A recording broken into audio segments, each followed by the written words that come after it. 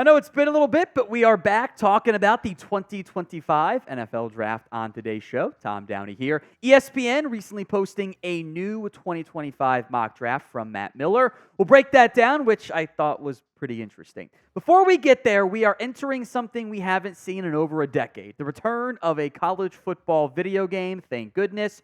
Will you buy CFB 25? Sound off for me. Y for yes, N for no. Underrated aspect? We're going to get comments like, well, you should draft this guy because he was good in the video game. Can't wait to have that back. Pick number 1 was a trade for Matt Miller. The number 6 overall pick going to the Patriots with a 2025 second rounder, a first, and a future second round pick as well.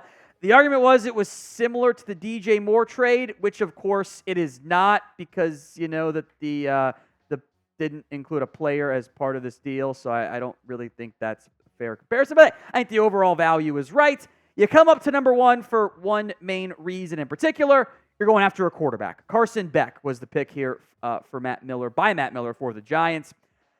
Probably the number 1 QB right now, at least with how the NFL feels about him. He's also not, wouldn't have been a top 4 maybe quarterback in this past year's class. Another year of growth to go there. The Giants are in the quarterback market. They're probably going to have to draft somebody. It's just, I don't love this quarterback class overall. All right, pick number 2 to the Panthers was also traded. This one to the Raiders for a future first and, again, a future second round pick. So a lot of assets being moved here early on. Raiders obviously coming up for a quarterback as well, and it is a bigger name, Shedeur Sanders out of Colorado.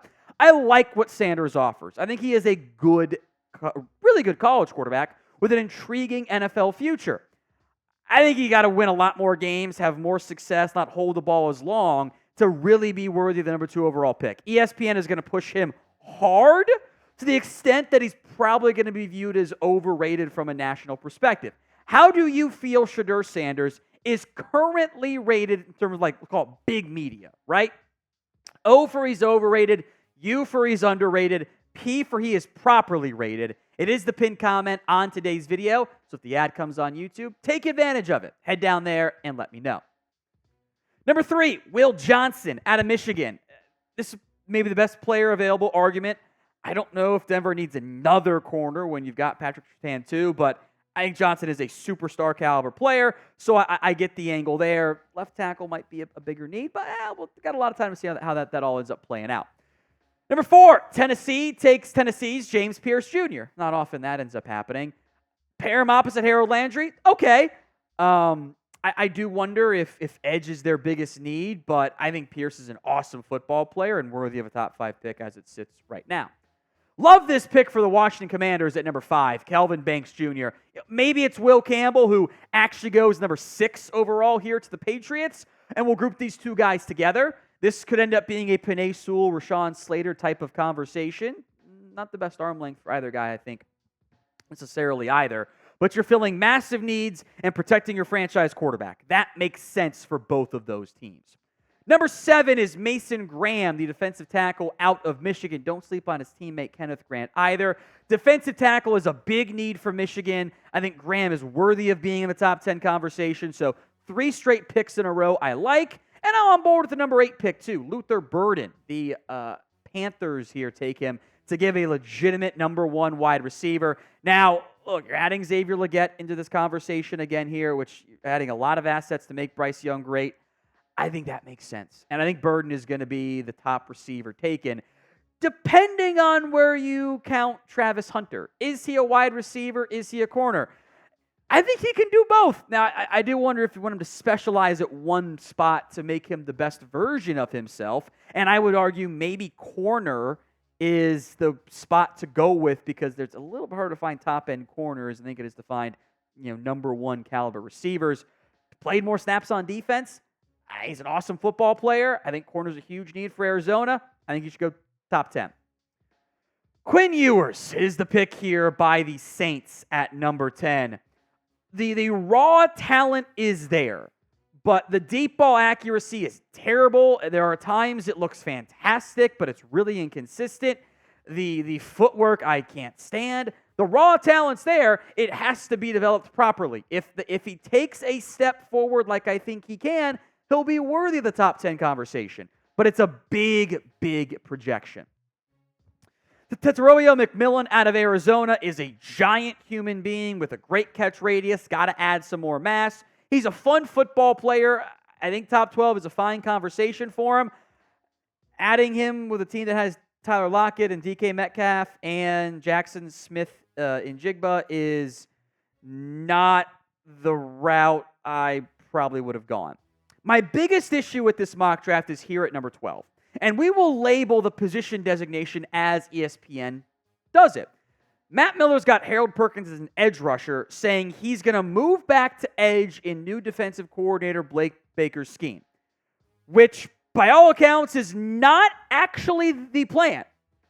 Now, Miller claimed he talked to Blake Baker, which I find interesting. He's also like 6'1", 215. He's built like Jamal Adams, not an actual pass rusher. You can blitz him, yes, but I don't think adding him to the rotation of edge rusher is accurate. I think he's a linebacker who can blitz. So I fundamentally disagree with that from Matt Miller. Benjamin Morrison, number 13, the Notre Dame corner. He's not that far behind Will Johnson. They need another one. No complaints there at all. Colston Loveland to the Colts, I think, will be a popular pick given the way the Colts want to run their offense, and Loveland is pretty clearly regarded as the consensus top tight end in this year's class. More picks to come, but if you want this past year's NFL rookie class jersey, go to chatsports.com/NFL jersey. All the NFL jerseys, minus the Marvin Harrison weirdness going on, are available, I should say, at chatsports.com/NFL jersey with the updated numbers for pretty much all of them. That link will be in the comments section and the description of today's show. It's chatsports.com/NFL jersey. Jacksonville going to go with Emory Jones out of LSU, which I guess you're going to flip Anton Harrison over to left tackle. Some might view Jones as a guard, by the way.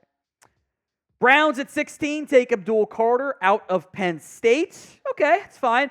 If you're going to get a Micah Parsons comparison, this is the one. He actually is an off-ball linebacker going to move back down to edge rusher full-time, although you're not going to get actual Micah Parsons most likely. Mykel Williams out of Georgia could have an even earlier Trayvon Walker-like rise in the top 10, top 5. There's a lot of love for him in the NFL. A lot of projection involved there. He's kind of a part-time player. I think he's primed for a massive breakout season. So sure, why not add him if you are Chicago? This is also projection. Evan Stewart transferring from Texas A&M to Oregon. Hadn't had great production. Tez Johnson's also back. Dylan Gabriel will air it out some. Outside fit alongside Ladd McConkey, I think could make some sense. All right, two quarterbacks here. First up is Connor Wigman, who I don't see top quarterback buzz like some people do. I need to see him play games. Like, he hasn't played enough for me. Like, he was good in 4 games last year. It was like one good team he played, and he wasn't as good in that game. So there's some traits and talent to like there. A lot of projection involved. The Jets at 20 take Riley Leonard out of Notre Dame, formerly at Duke. He wasn't good last year. He struggled with injuries. There's good dual threat ability. This is like some Daniel Jones vibes where he needs to get better as an actual passer. That could happen at Notre Dame this year. But 20 is really aggressive to me. Also, there's 5 quarterbacks in this first round in a class that is not well regarded by the NFL as we sit currently. Someone will emerge. There'll be a Heisman winner. I'm pretty confident about that one. But how many QBs go in round 1 of the 2025 NFL Draft? Get those predictions in for me in the comments of today's show. Number 21, Deion Walker out of Kentucky. I'm a huge fan of his game. You do not see people his size move like this. He could easily be a top 10 pick in this year's class. JT Tuimoloau has been a pretty consistent late first round, way too early mock draft prediction, but he's gone back a couple of years in a row now. The flashes are there. The consistency is not, and we're running out of time for that to emerge. Jonah Savanaia, I think that's how it's pronounced, tackle for Arizona, listed as a guard, which I don't actually hate. I think he could very well move down inside in the NFL. My issue here is the Texans have Laramie Tunsil, Blake Fisher, Kenyon Green, Juice Scruggs, Shaq Mason, Titus Howard, 5 offensive linemen paid or drafted in the top, 60 picks. Another one is maybe not the most likely outcome. Tyler Williams, who might be the first Ohio State player drafted. I wouldn't be surprised if that happened. A little bit undersized. Maybe you're going to move on from Kenny Clark. Makes sense to me for Green Bay. The Bengals at 25 taking Isaiah Bond. I mean, they did draft Jermaine Burton. They have other players like Charlie Jones and Andre Yoshivas, but if Burton doesn't super impress, maybe they could go down the wide receiver route. Bond spent last year at Alabama, now going to go to Texas and get a lot of targets with Xavier Worthy and A.D. Mitchell gone. If you guys want even more NFL draft videos, you've come to the right spot. Hit that sub button at youtube.com/chatNFL for even more NFL draft coverage right here on the channel. Nick Scorton, the Purdue to Texas A&M transfer, I think he's primed for a huge season and will get more attention in the SEC versus Purdue. I'm excited to see how he fares. Bills have a need. Makes sense.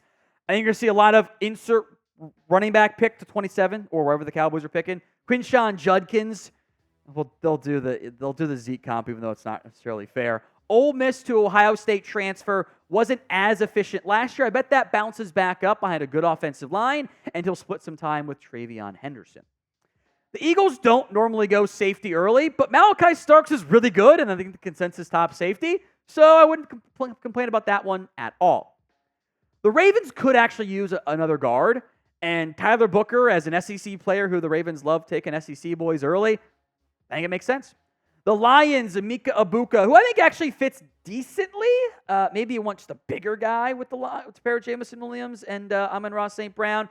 But Egbuka didn't have a great year last year, was super banged up. I'm glad he went back. Now he gets a chance to be the wide receiver 1 for a team that has a bunch of really good wide receivers again. Intrigued by the inclusion of Anthony Belton here out of NC State. Now, Belton, I think, needs time. I don't think he's immediately ready to go quite yet, but there's a lot of intriguing traits for a massive human being right there. We'll see how they play. He argues Suamatai is going to be the right tackle, and then maybe you draft Belton to play left tackle. I think tackle's a potential area of concern once Jawan Taylor moves on, so I don't mind that one at all.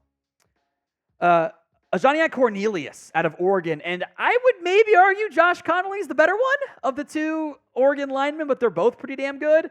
I think he does fit the scheme pretty well for San Francisco. And at some point, they've got to move on from Trent Williams because age waits for no man eventually. But I do think tackle makes sense. So grade that ESPN NFL mock draft. A, B, C, D, or F. Sound off for me in the comments.